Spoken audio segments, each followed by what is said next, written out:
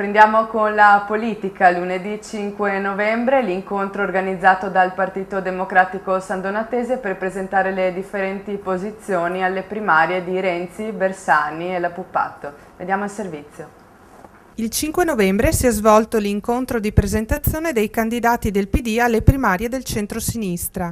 Al convegno, che ha avuto luogo presso la sala conferenze dell'Hotel Continental di San Donà, sono intervenuti i rappresentanti di Bersani, Renzi e Laura Puppato per illustrarne i programmi. A rappresentare Bersani il contributo di Alessandro Nardese, sindaco di Noventa di Piave, che ha fatto leva sui trascorsi politici del candidato, invitando i presenti a porre attenzione sui 10 punti forza del suo programma. Sì, ho accettato con favore questa richiesta che mi hanno fatto di poter sostenere la candidatura Bersani, peraltro era mia intenzione sostenerlo nelle primarie, eppure io ho l'esperienza di sindaco, non sono un iscritto al Partito Democratico, però ovviamente ho una giunta di centrosinistra e ritengo Bersani la persona più qualificata, più autorevole, che ha più esperienza.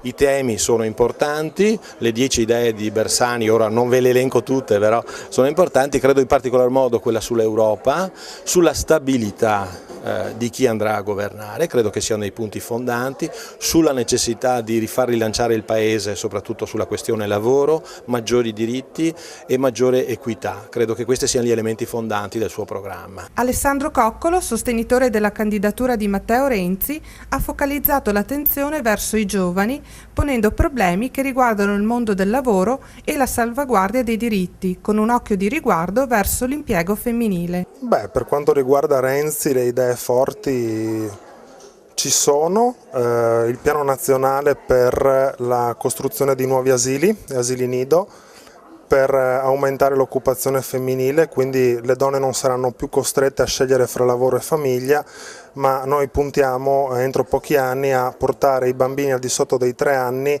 oggi sono il 12%, noi vogliamo arrivare al 40%, quindi ospitati in asili pubblici. Una seconda idea forte credo che sia quella di uno sgravio fiscale sui dipendenti che guadagnano meno di 2.000 euro netti al mese. Noi puntiamo a restituire a questi cittadini, che siamo un po' tutti quanti noi, insomma, 100 euro in più al mese in busta paga tramite uno sgravio fiscale per incentivare i consumi e per venire incontro all'erosione del reddito delle famiglie. Infine sono stati esposti da Stefania Busato le linee guida della politica di Laura Puppato, che mira alla salvaguardia dell'ambiente, al lavoro e ai diritti civili. Quali sono le idee e forza della politica Puppato? Sì, oggi rappresenterò qui Laura Puppato, promuoverò la sua candidatura, tra l'altro come unica candidatura femminile a queste primarie. I punti di forza sono sicuramente da sempre l'ambiente, il lavoro e i diritti civili. Quindi ritengo che questi siano gli elementi forti, elementi che chiaramente si basano sul coinvolgimento diretto dei cittadini e sull'ascolto diretto di quelle che sono le necessità del territorio.